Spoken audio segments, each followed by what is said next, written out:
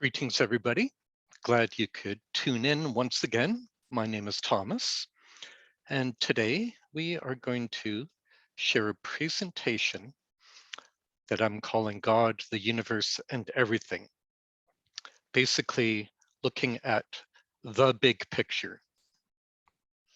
So we're going to take a look at God. What is God? Man. What is man? And what's the purpose of man in this world? And how does man come to know anything about God? And that leads us to the manifestation of God. So then we look at the interrelationship between God and man and the manifestation. Then we look at what can obscure our view, the clouds or the veils, obscure us from being able to recognize what we should recognize. We'll look at progressive revelation, the idea of it, and the series of manifestations of God that have been given to us. And then we'll look at some examples of how, when we take that long view of thousands of years of history, how have these manifestations helped cause the advancement of civilization? And then we'll just wrap up with a short summary. So the big question, how does it all work? And let's start with one simple idea that there is one God. Each language has a word for God, but this is the same one God for everyone. I'm not going to begin to try to pronounce some of these in the other languages, but these are many examples. So what is God? The unknowable essence. God is singular and unchangeable, and is the creator of all things, and actually has done so out of love. And if we think about love, we try to acquire that wonderful attribute of love, and we come to realize that love really doesn't mean anything unless you put it into action. And so we can perhaps imagine that our creator, possessing so much love, had to put that love into action, and in doing so created all of us, and we have this tremendous privilege as a result of that. So it is beyond our ability to absolutely prove the existence of God, and we use a capitalized male pronoun for God in English out of literary tradition. Of course, intending a gender for God makes no sense whatsoever. So although it's beyond our ability to absolutely prove the existence, the proof of God is in all things. But we do have to look and strive to be able to see this. Though the essence of God is unknowable, the attributes of God are knowable. The translation of the divine into the physical realm automatically creates huge limitations. And then our comprehension is further limited because of our human perception. But notwithstanding, these attributes are there, and they are our references for perfection. Our perception of God has evolved throughout religious history. That fact and a myriad names, right, at least one name in each language, leads many people to think, therefore, there are different gods. But rather it is we who evolve, while God is constant and God is one. So from time to time, I'm going to reinforce the things that have been said by quotations from the Baha'i writings. First, we have this one from Gleanings.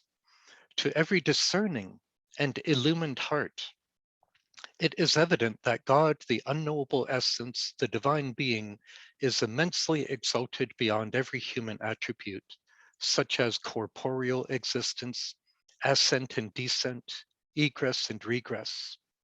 Far be it from his glory that human tongue should adequately recount his praise, or that human heart comprehend his fathomless mystery. He is and hath ever been veiled in the ancient eternity of his essence, and will remain in his reality, everlastingly hidden from the sight of men. And from Hidden Words number 3 from the Arabic, veiled in my immemorial being, and in the ancient eternity of my essence, I knew my love for thee, therefore I created thee. I have engraved on thee mine image, and revealed to thee my beauty.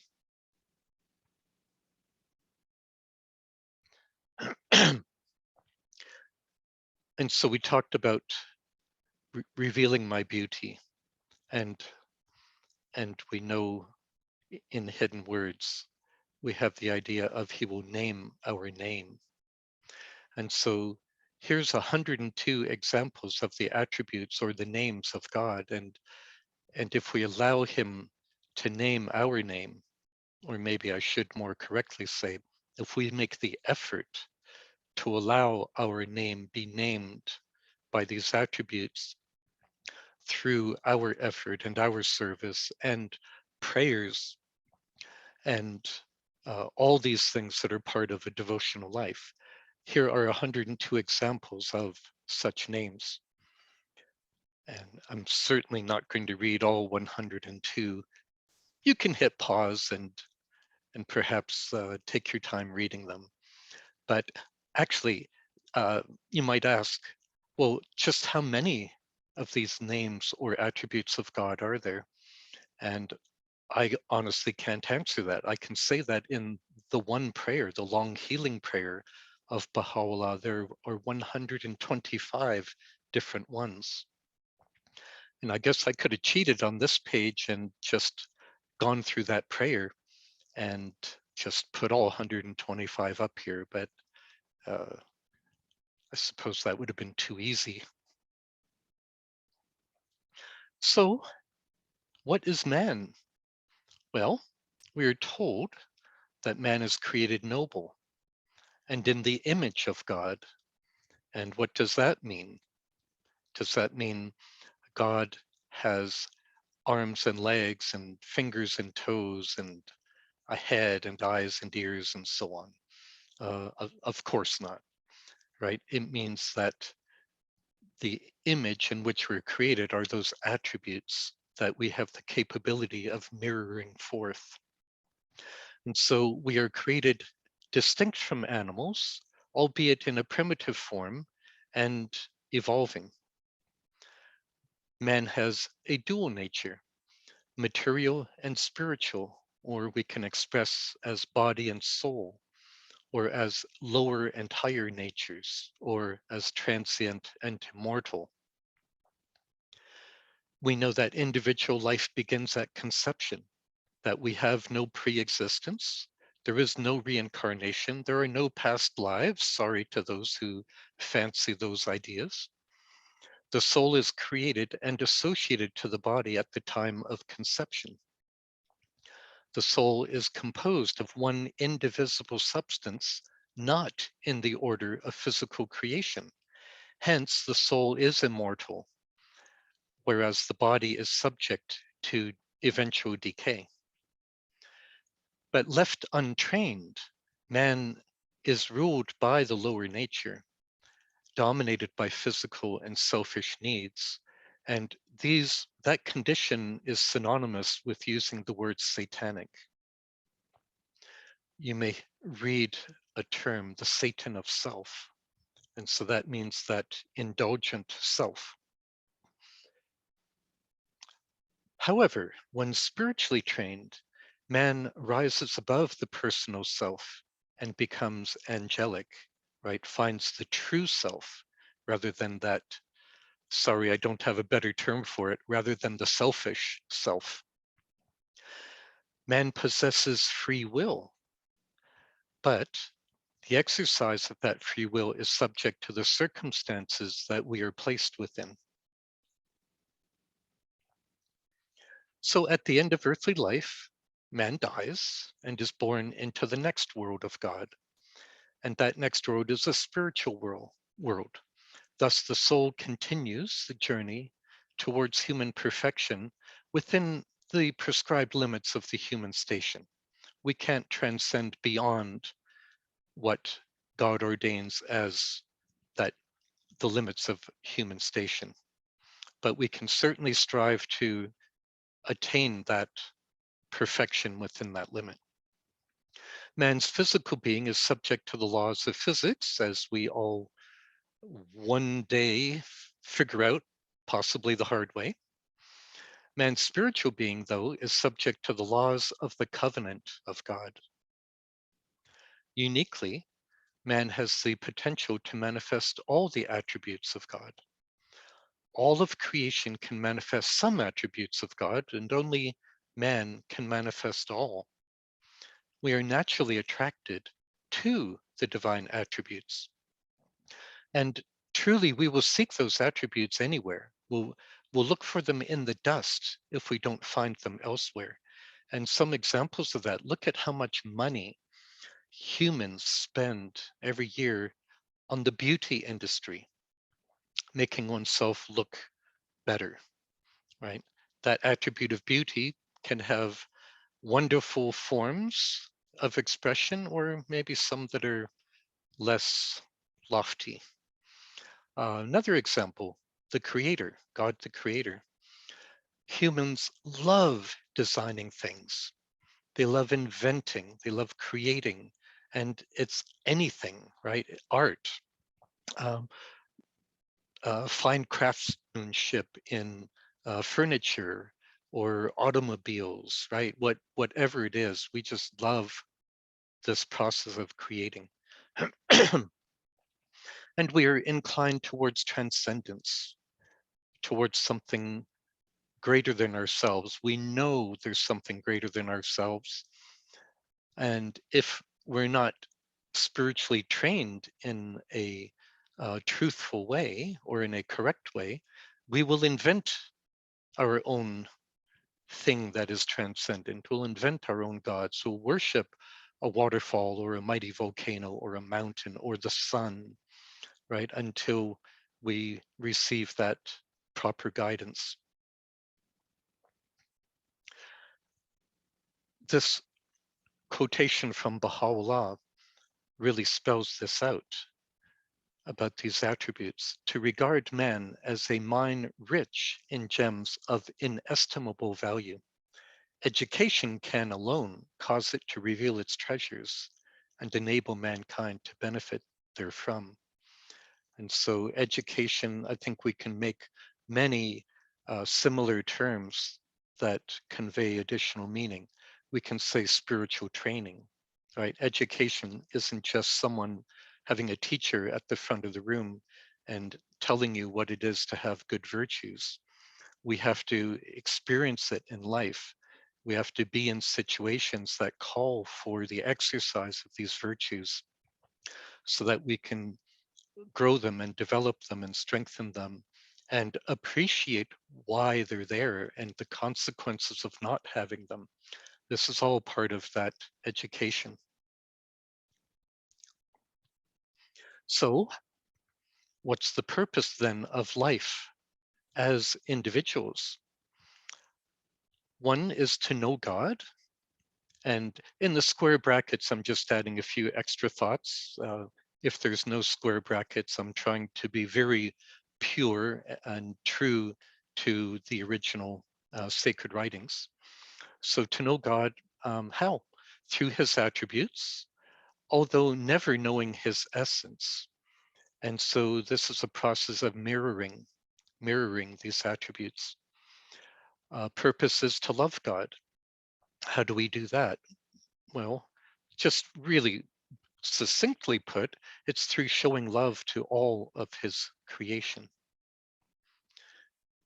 And to worship God. And how do we do that? Well, that's through actually quite a wide variety of devotional acts. It's not just prayer. Prayer is absolutely one great way of worshiping God, but service to humanity is a form of worshiping God. Conducting our work in the spirit of service is another wonderful method of worshiping God. And so there's many others. Another purpose is to develop or to mirror forth the attributes of God, which prepares us for existence in the next world. And to quote Baha'u'llah directly, to translate that which hath been written into reality and action, right? All of his counsels, all of his wise direction towards us. So in the next world, heaven is nearness to God and hell is distance from God. So we can have reunion with God, which is reflecting his attributes, versus being mired in one's own self and being deficient in reflecting his attributes. And the traditional view of heaven and hell as these binary opposites we see as conditions which describe the edges of a continuum, and that we won't experience one absolute condition, that there's this continuum. So in the next world, our attributes are the new organs and limbs of life. Our eternal future is influenced by the spiritual condition resulting from this physical world. And so it is vitally important that we develop these attributes. So then if we turn our gaze to the broader collective, what is our purpose as a society? And that is to carry forward an ever advancing civilization, or we can use other terminology, we can say society building. Another purpose is to abide by the guidance we are given and apply it to all of our collective affairs. And some of that guidance differs a little bit, right? Where the individual is counseled to be forgiving and to show mercy. Society has an obligation to protect itself, and so society has to really exercise justice for the protection of society. So we do have these differences in perspective between them, but these are all, there's no dichotomy. These are all counsels from Baha'u'llah. And once again, to translate that which hath been written into reality and action, but at this level of society. And there's this virtuous cycle. As individuals improve, society improves. As society improves, society uplifts individuals. And so the one gets better, the other gets better, and as the other gets better, the one gets better, right? And we can add a third element into this discussion. We have the institutions which help obviously govern society. And so these three entities actually work together to help each other advance. And so it's like a three-way virtuous cycle that happens. In Gleanings, Baha'u'llah writes, all men have been let me start again. All men have been created to carry forward an ever-advancing civilization. The Almighty beareth me witness, to act like the beasts of the field is unworthy of man. Those virtues that befit his dignity are forbearance, mercy, compassion, and loving kindness towards all the peoples and kindreds of the earth. And it should be obvious that this is a short list of virtues, that we already discussed 102 virtues, which I think I probably have all of these in there, but you can double check me. So this beautiful hidden word talks about how everything exists for our training. O son of bounty, out of the wastes of nothingness, with the clay of command, I made thee to appear, and have ordained for thy training every atom in existence, and the essence of all created things. Thus, ere thou didst issue from thy mother's womb, I destined for thee 2 founts of gleaming milk, eyes to watch over thee, and hearts to love thee. Out of my loving kindness, neath the shade of my mercy, I nurtured thee and guarded thee by the essence of my grace and favor. And my purpose in all this was that thou mightest attain my everlasting dominion and become worthy of my invisible bestowals. And yet heedless thou didst remain, and when fully grown, thou didst neglect all my bounties and occupied thyself with thine idle imaginings, in such wise that thou didst become wholly forgetful, and turning away from the portals of the friend, didst abide within the courts of my enemy. Well, I'm sure you've noticed in your own studies that the hidden words are so rich in meaning. We could spend the next hour just talking about this one in particular, but I'll just point out a couple of things for now. If we look at the end, right, we have this beautiful explanation to us. And then at the end it says, and yet heedless thou didst remain, and so forth. And in personal reflection, I thought about adding that last part to it. And it became immediately evident that how often am I heedless, right? Despite all these counsels and knowing these counsels, and yet we set them aside from time to time and are heedless. So the way I look at that last part is not a permanent condition, right? It's not a pronouncement that you people are all heedless, you always will be, and so on. No, but there are times when we are, and this reminds us that we need to recognize that and not be heedless, obviously. And so, but here, obviously the main point, the main reason why I chose this quotation is the portion about have ordained for thy training every atom in existence and the essence of all created things. And so everything that we see, we can learn from. And it's a really enjoyable exercise to pick an object like the sun. And what are all the things we learn by just our understanding of the sun and our observation of what the sun does for this world and so forth.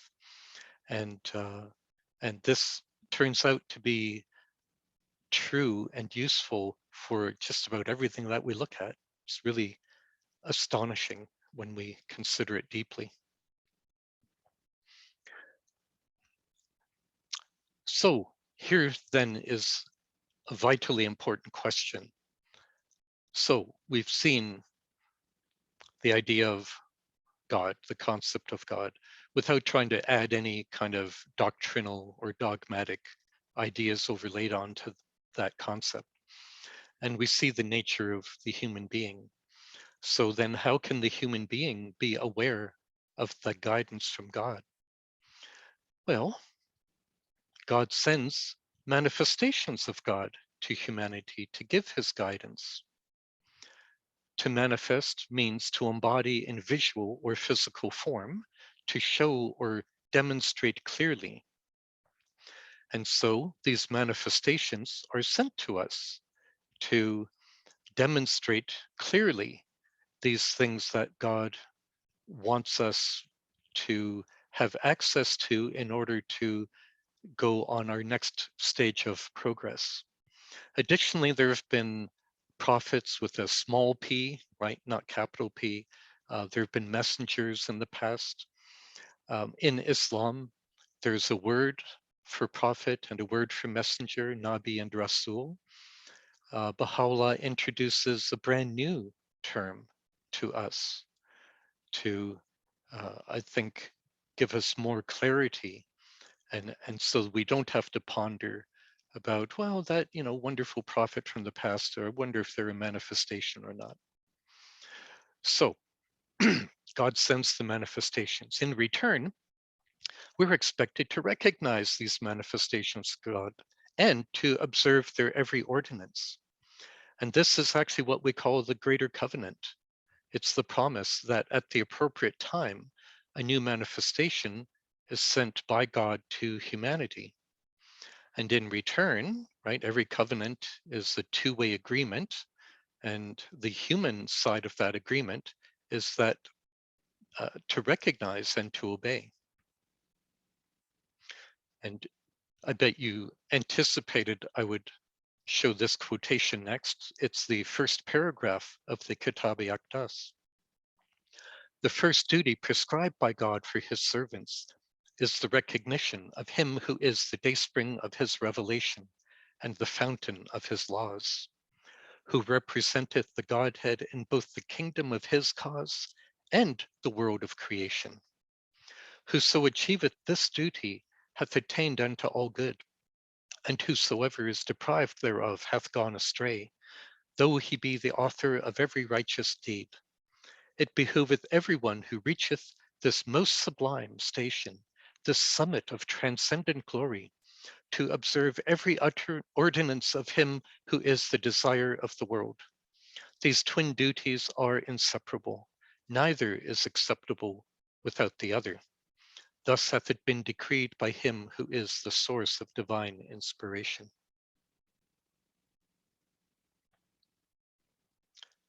And so this fully reinforces the statements that were just made.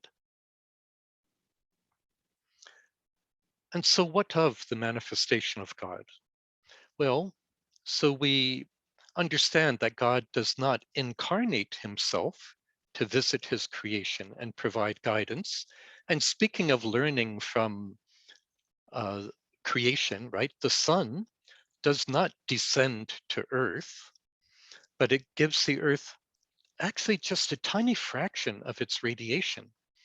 And then on top of that, we have a magnetosphere surrounding the earth, and it protects the earth from harmful spectra of that radiation.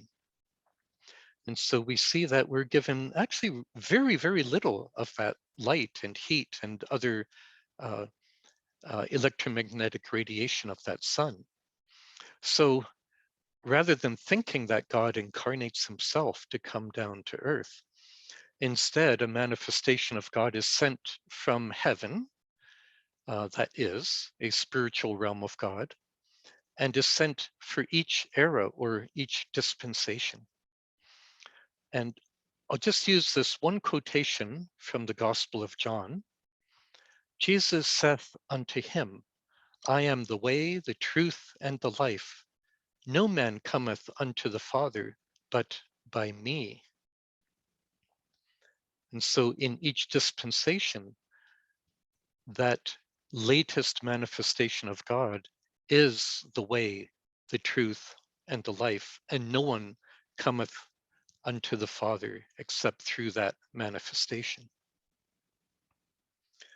And quoting from Baha'u'llah, know thou of a certainty that the unseen can in no wise incarnate his essence and reveal it unto men. He is, and hath ever been, immensely exalted beyond all that can either be recounted or perceived. From his retreat of glory, his voice is ever proclaiming, verily I am God. There is no other God besides me, the all-knowing, the all-wise. I have manifested myself unto men, and have sent down him who is the dayspring of the signs of my revelation. Through him I have caused all creation to testify that there is no other God except him, the incomparable, the all-informed, the all-wise. He who is everlastingly hidden from the eyes of men can never be known except through his manifestation. And his manifestations, singular, and his manifestation can adduce no greater proof of the truth of his mission than the proof of his own person.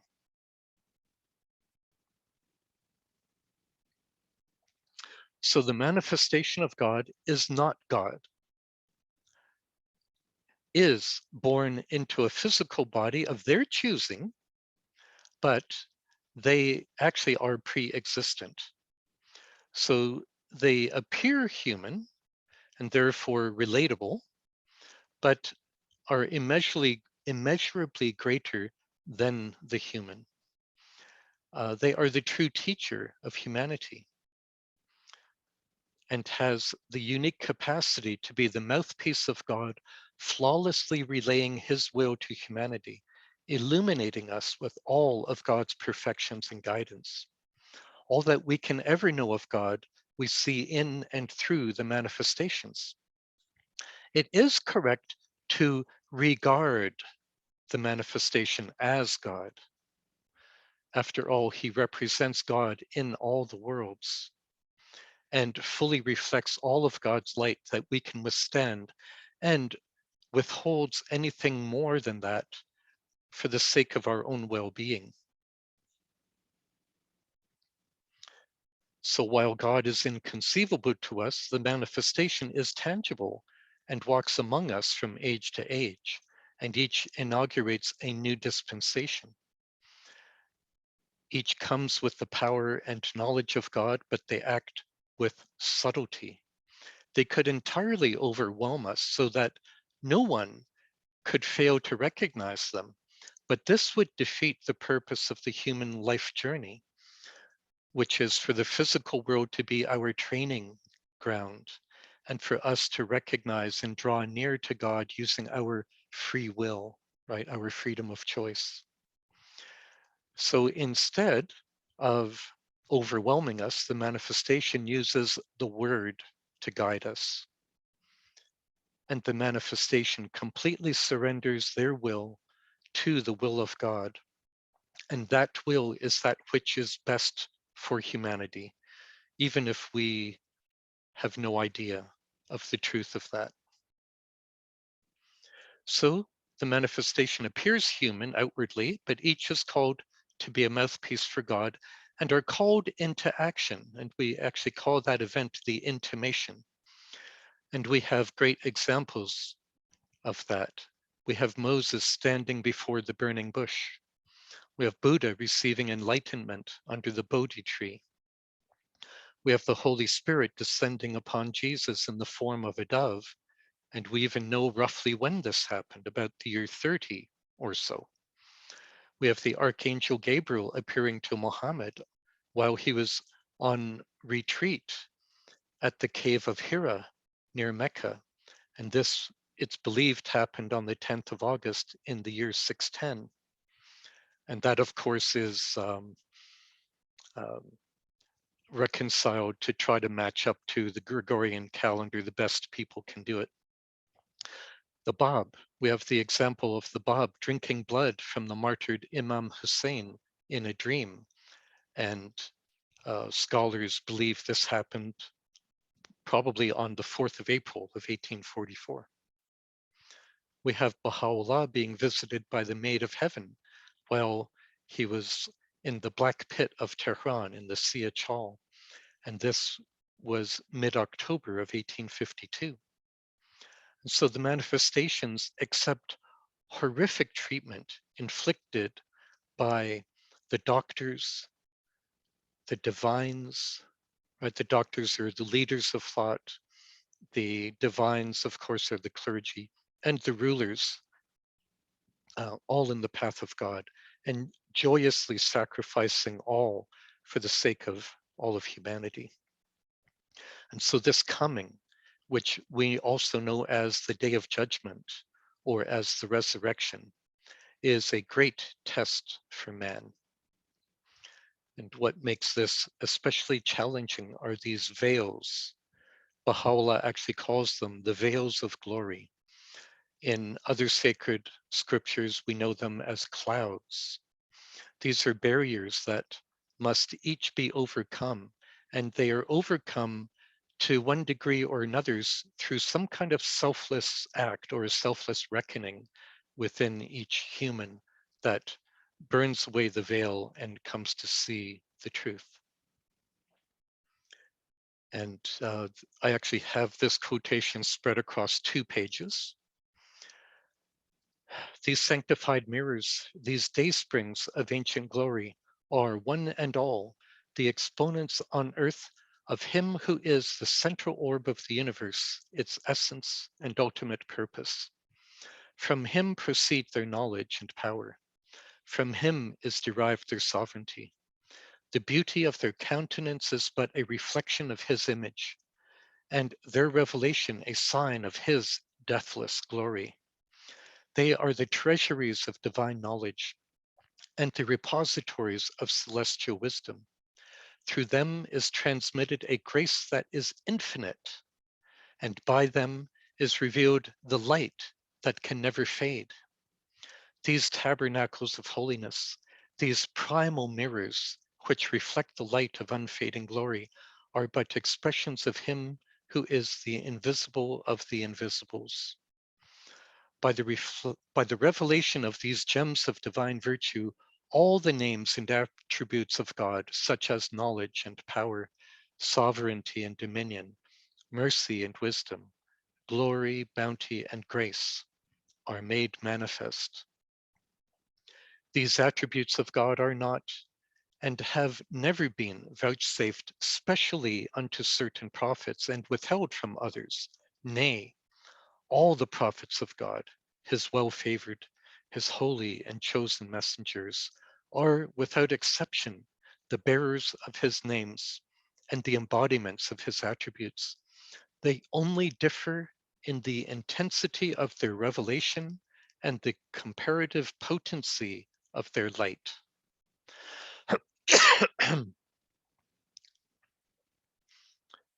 So regarding the unity of the manifestations of God, so each reveals a new message. Oh, and by the way, you'll see that some of the text here I've put in a different color.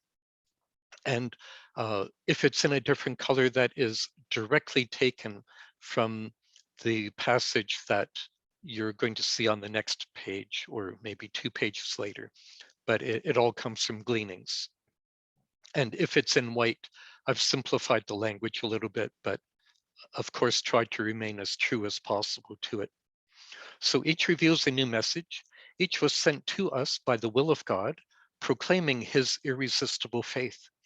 Each must be regarded as one soul and the same person, for they all drink from the one cup of the love of God. They have a twofold station, however.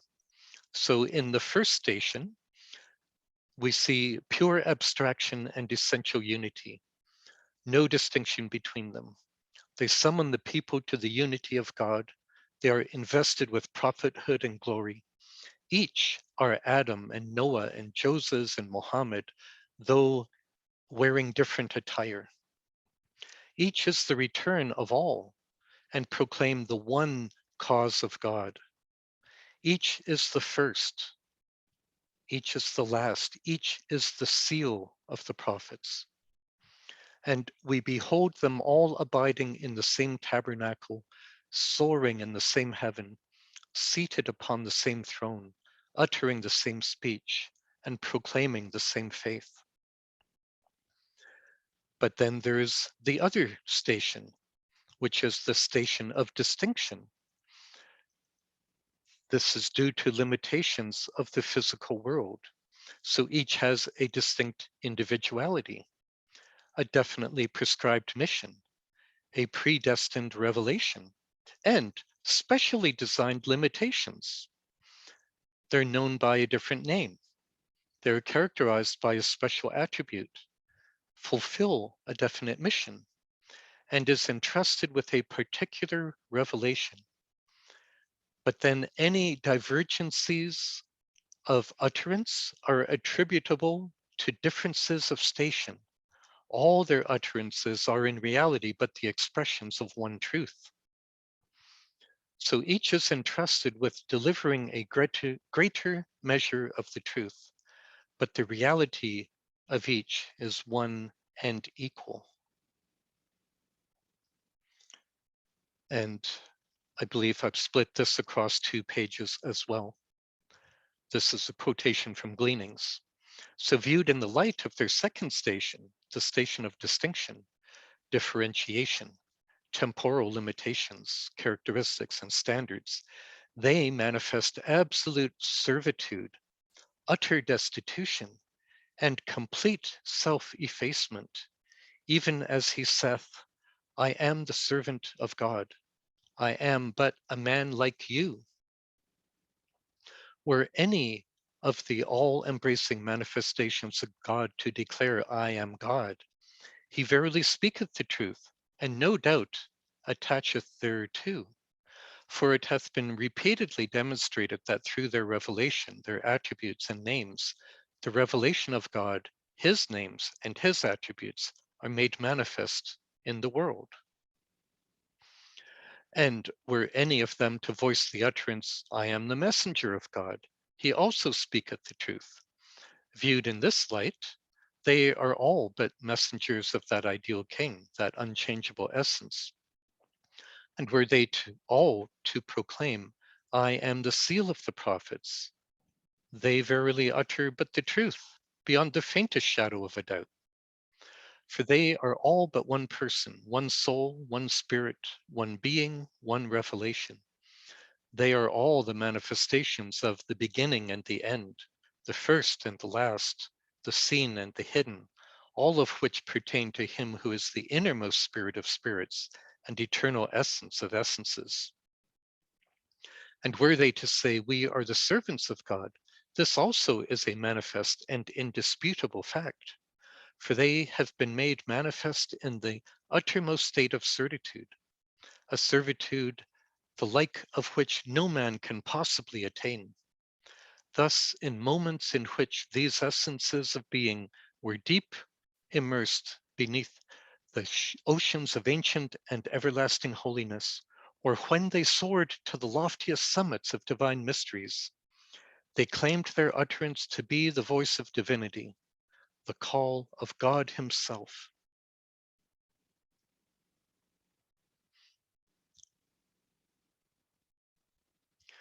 And so we talked about God, we talked about man or humanity, we talked about the manifestation, and we see this beautiful symbol, the Baha'i ringstone symbol, that in one simple bit of calligraphy, it shows how they are all bound together.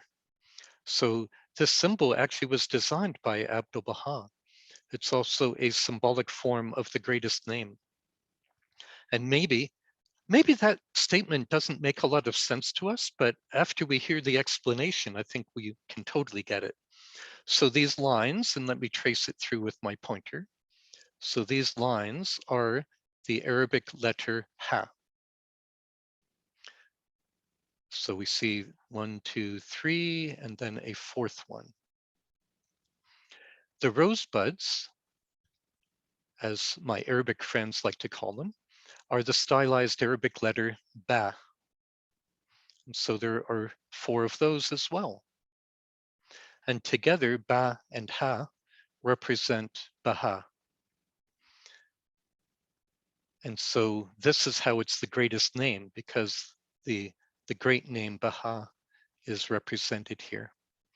And so the top line actually represents, let's call it the world of God. Um, this bottom line represents the world of creation.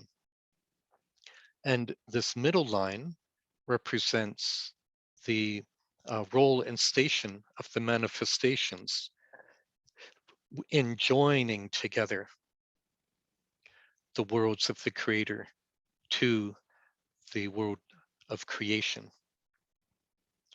And I'm going to quote at the bottom here, Baha'i World, volume number 1 on page 63. The 5-pointed star has been for ages the symbol of the earthly messenger. We see 2 of them here, 2 5-pointed stars.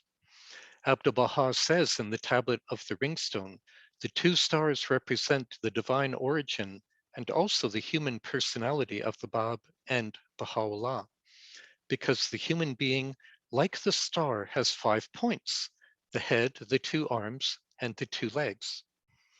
And actually, officially, the symbol of the Baha'i faith is actually the 5-pointed star.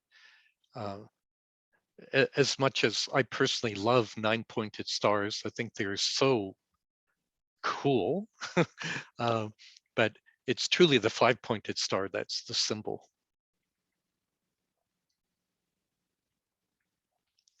So we have these manifestations of God coming to us. And the message is obviously the ultimate thing that they're delivering to us. So throughout history, these manifestations have provided, through that message, the primary driving force behind the civilizing of human character, eliciting self-discipline, devotion, and heroism. Many of the moral principles have been translated into structures and patterns of conduct. They have elevated human relationships. They have advanced humanity's collective life. And every time a manifestation of God appears, a fuller measure of inspiration for the next stage in the awakening and progress of humanity is released into the world. And the beauty of this, it's not directed at one person, right? Just again, let's imagine the sun. Does it shine one ray of light to one spot on Earth? No, it illuminates the whole Earth. It does not discriminate who is the recipient of the bounty. And likewise, the manifestation does not withhold the bounty of God from any people. All are given this opportunity. And so all are the recipients of the energy of this new flood of inspiration. And not only those who uh, eventually come to be followers of that manifestation, although they receive so much more, right, through their own efforts of being these followers, by reading what the manifestation has given to us and by trying to put it into action in a very purposeful way. So obviously, the more you strive, the more you will get from it, but everyone is the recipient of this bounty. So, but we do, in order to receive this directly, need to overcome.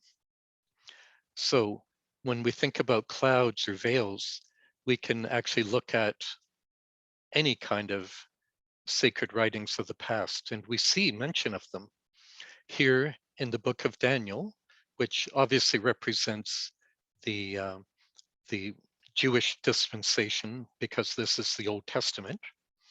He wrote, "I saw in the night visions, and behold, one like the Son of Man came with the clouds of heaven, and came to the Ancient of Days, and they brought him near before him.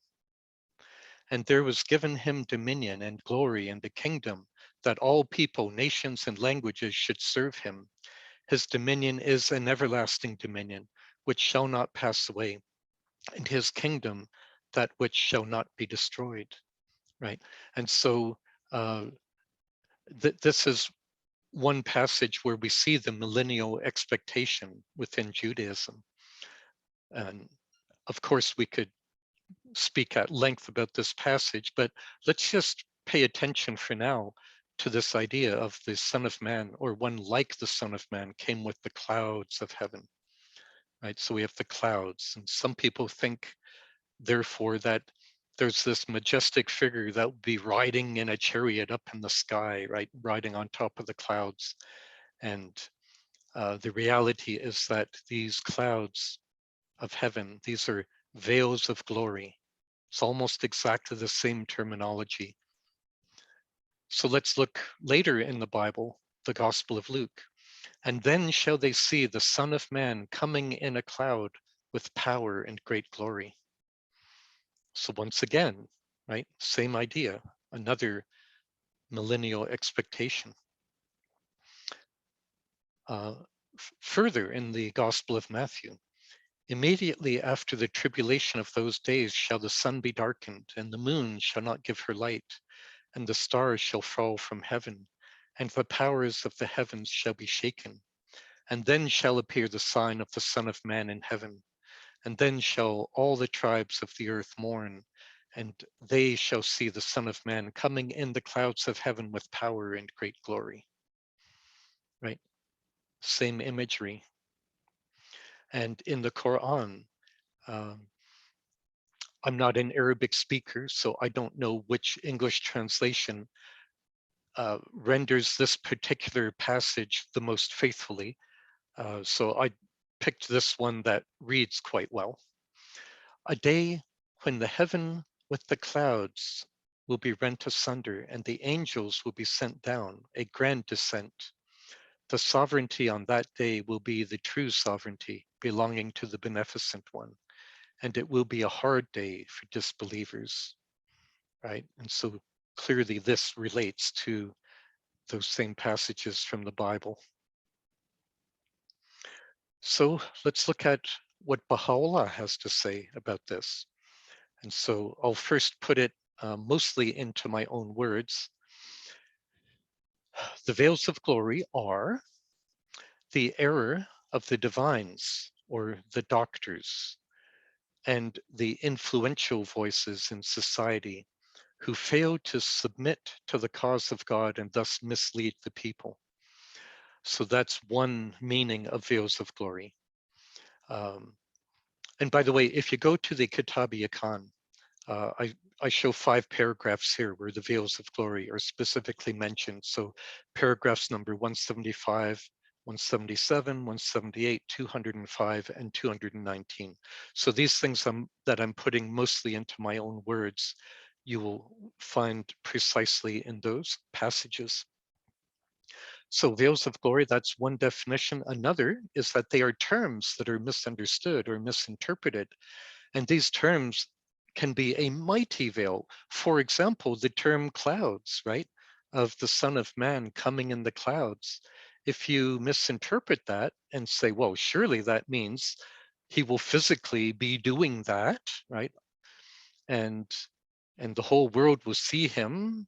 I'm not sure how that works because the world is round, but maybe he'll be omnipresent in all kinds of places around the world simultaneously.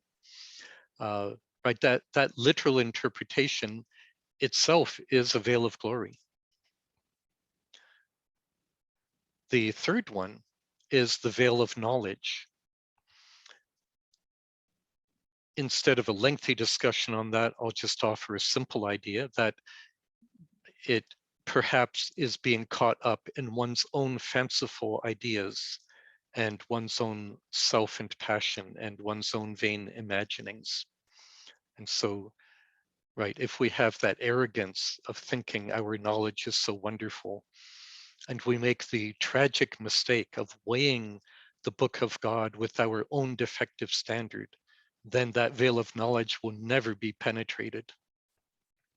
And so Baha'u'llah tells us that these veils of glory must be burned away with the fire of the beauty of the best beloved, and by surrendering the selfish thoughts and desires and heeding the manifestation. And so as a consequence of humans not being able to burn away the veils of glory, every manifestation of God has been subjected to terrible torment, cruelty, the threat of death, sometimes death, and all of this as a result of the failure of human leadership and of those who follow those leaders to burn away these veils.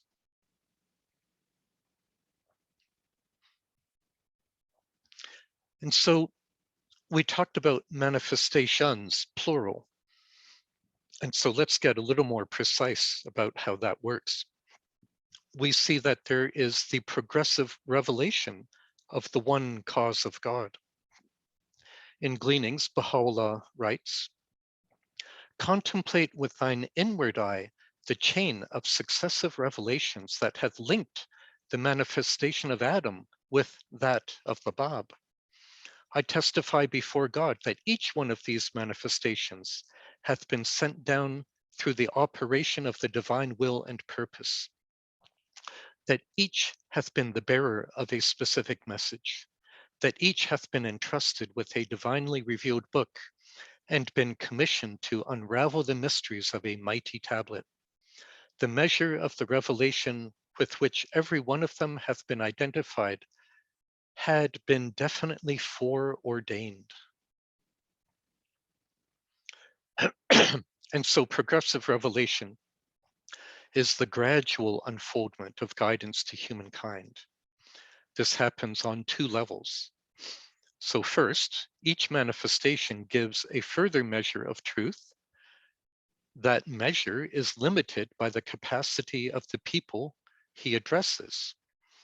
And so he adds to whatever has been previously revealed and abrogates whatever must cease so as to not hinder human progress. And on a second level, within each dispensation, there is a gradual unfoldment of the guidance as a mercy to the people. Just as the sun mercifully does not shine at full intensity immediately at dawn, but allows life to adjust to its increasing brightness before reaching the zenith of its full intensity.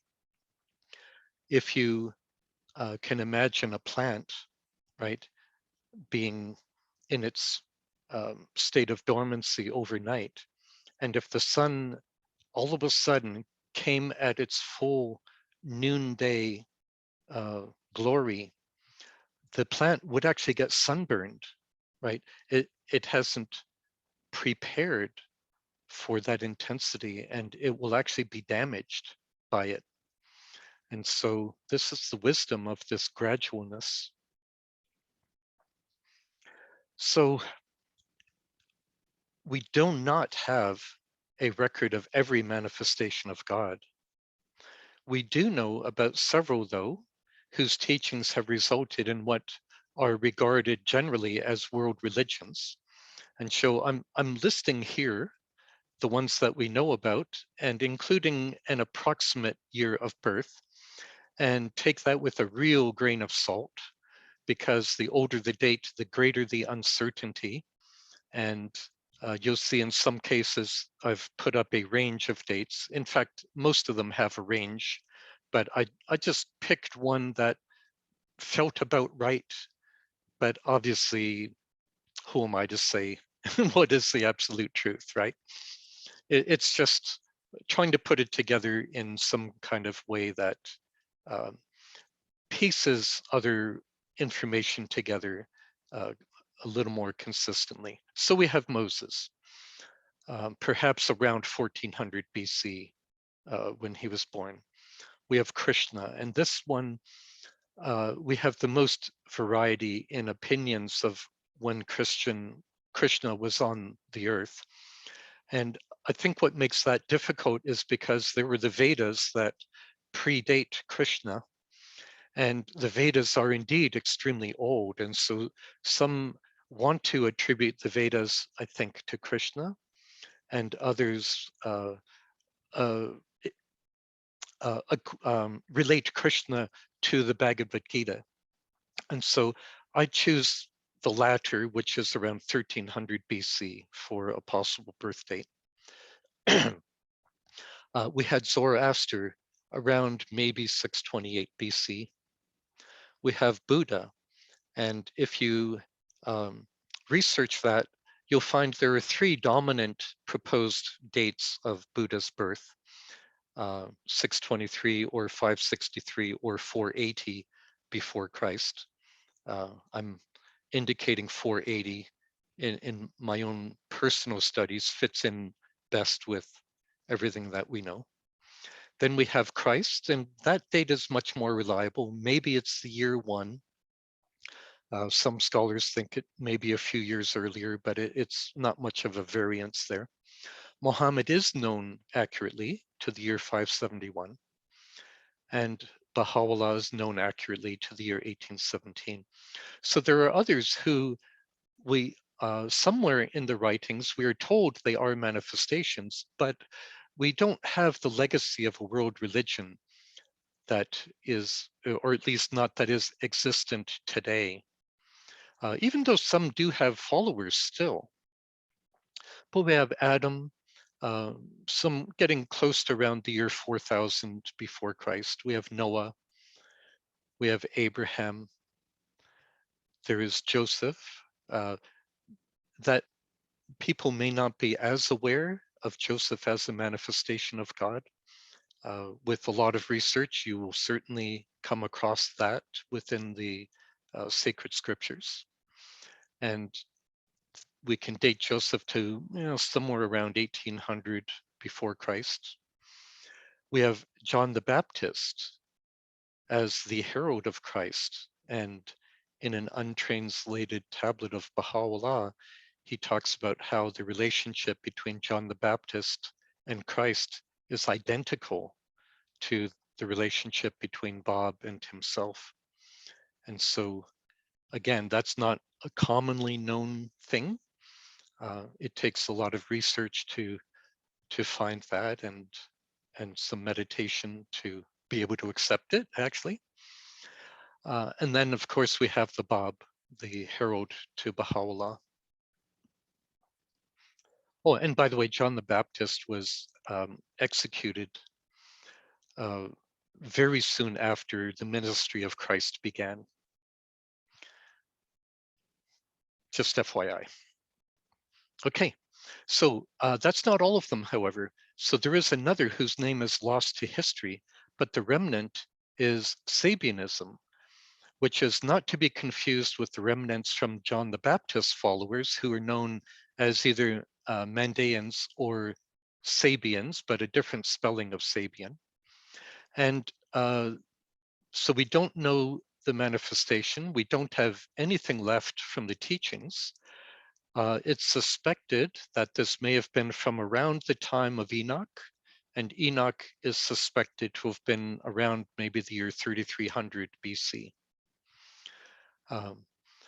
And then there's yet another who, though, is not accounted as a manifestation, at least not in the writings that I've been able to look at, but is appreciated as someone who was the renewer of morals, and that is Confucius, from around the year 550 before Christ.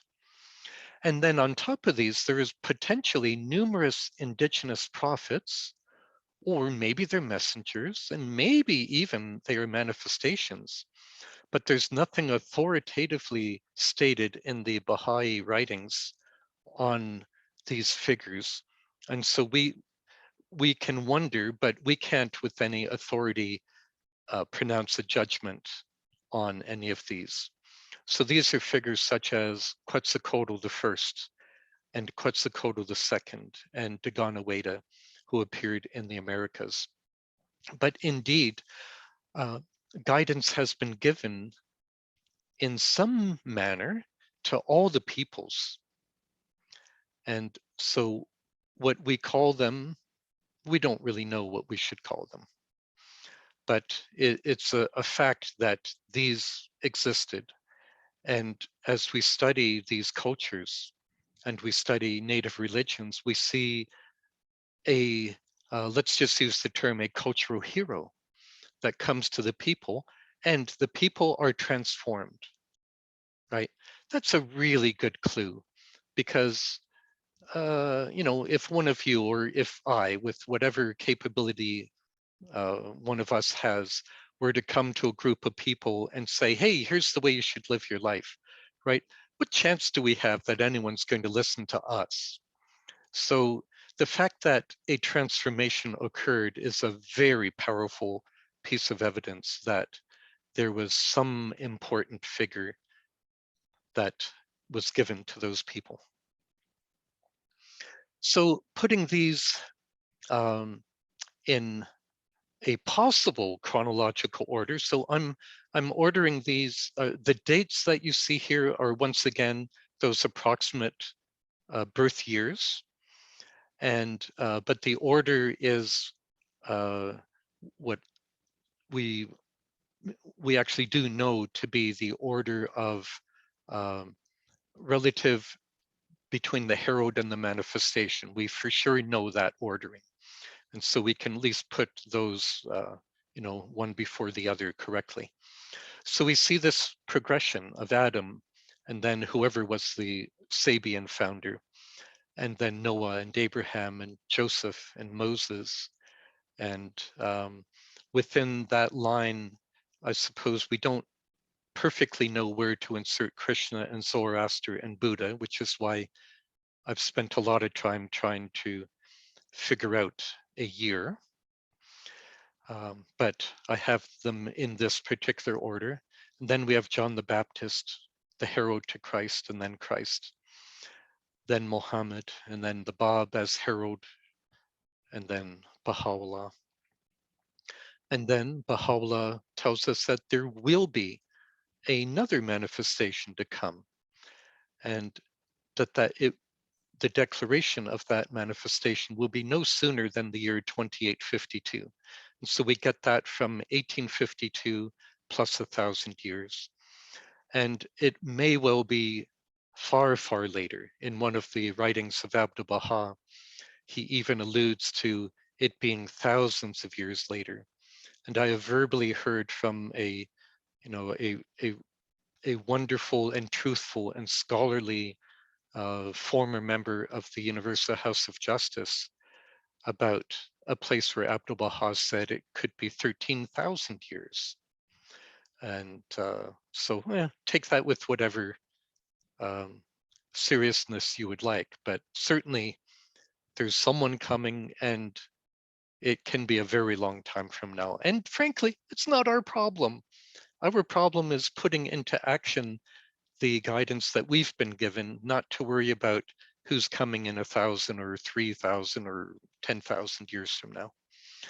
We notice also that all of the earlier manifestations of God have given their counsel in an oral form.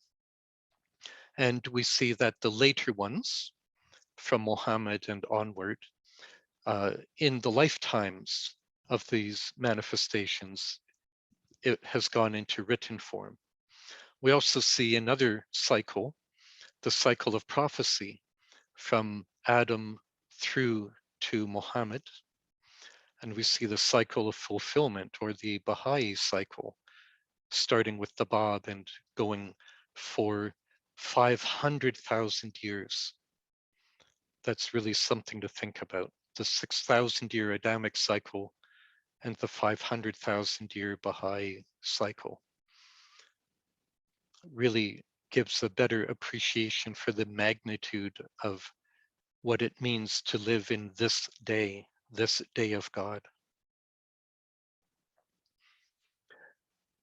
This is a quotation from the Abdu'l Baha section of the Baha'i World Faith, and I haven't found that this passage was retranslated anywhere else, so we're using it from that location.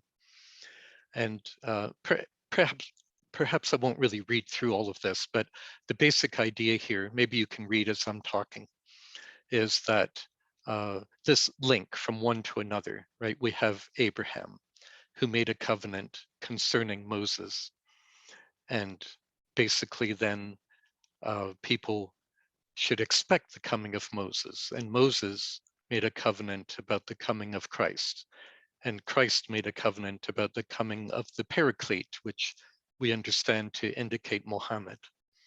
But in biblical translation, that's usually expressed as the comforter. And in some translations, it's translated as the advocate. And Muhammad made a covenant about the coming of the Bab, and the Bab about the coming of Baha'u'llah. And Baha'u'llah, a covenant concerning another promised one who would become manifest. Oh, here he says, after 1,000 or thousands of years. And I will read this last part. He likewise, with his supreme pen, entered into a great covenant and testament with all the Baha'is, whereby they were all commanded to follow the center of the covenant after his departure, and turn not away even to a hair's breadth from obeying him.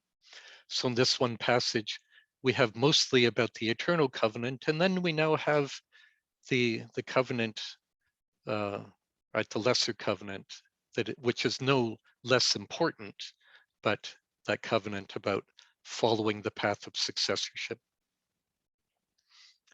And so these next two slides are going to just touch briefly on just some observable consequences we can see over this many thousands of years course of the coming of the manifestations to humanity.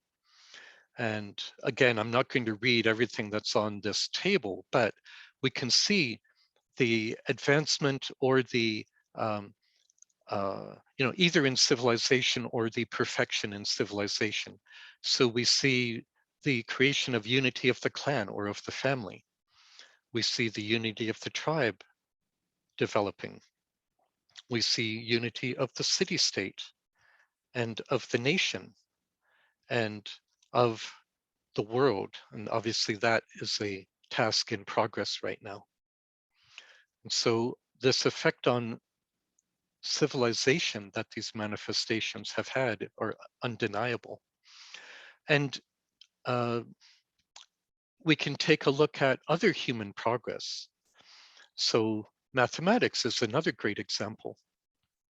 And first, as far as uh, students of history understand, we began to see progress in Mesopotamia and Babylon.